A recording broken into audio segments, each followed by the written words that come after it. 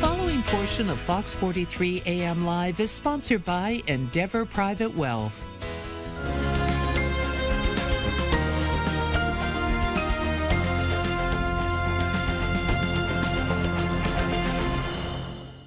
We're back with Kathleen Heit, a certified financial planner practitioner with Endeavor Private Wealth, for this week's segment on investing and wealth management. Good morning.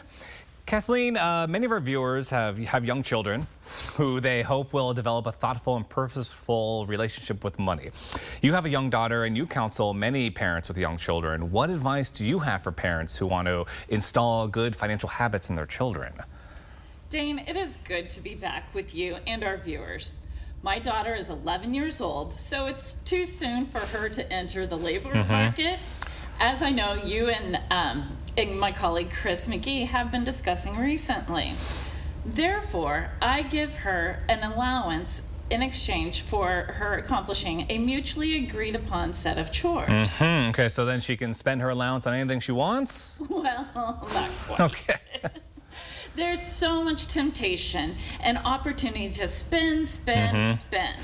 I try to combat the desire for the immediate gratification, have money, spend money, by applying a little mental accounting to slow down the process to provide more perspective and purpose to the allowance. Okay, so please explain what you mean by mental accounting. We allocate a percentage of her allowance and place money into 4 separate clear plastic jars. Jar 1 is her discretionary spending, money that she may use as she pleases without any restrictions, within reason, of course. Jar 2 is labeled short-term savings, which she may use to purchase something that's more substantial and therefore more expensive, but very important and meaningful to her. Right now, she's saving for horse tack. Jar 3 is designated mid-range savings, which is earmarked for really major purchase down the road, like the purchase of a car. And Jar 4 is earmarked for long-term savings, with the monies periodically invested in an S&P 500 index fund. So how's this process working out? The distinct jars, or mental accounts, have helped her understand the different uses and purposes that money can be used for. It's also curbed some of her impulsivity to spend her money. How so?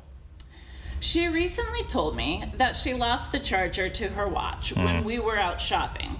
She found a charger for about $30, but right before checkout, she looked up the price of chargers online and found some that were considerably cheaper. I bet. So she decided to wait. And when we got home, she decided to look again to see if she might have misplaced the charger. And voila!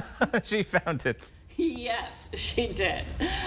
I found that this simple approach to money management has helped her slow down and think about what she really wants and values.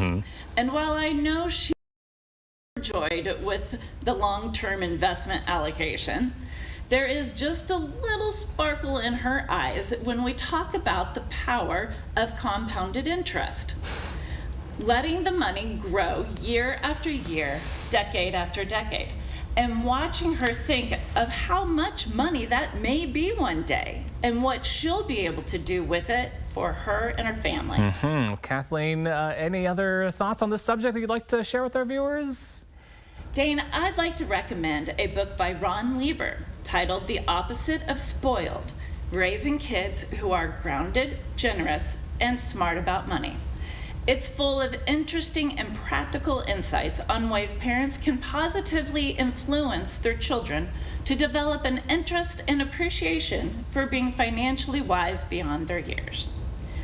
And parents shouldn't hesitate to speak with their own trusted financial professional to discuss additional ways to instill good money habits in their children. Wonderful. Well, thank you, Kathleen, for sharing your insights with us.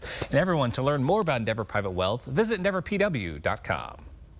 The preceding portion of Fox 43 AM Live was sponsored by Endeavor Private Wealth.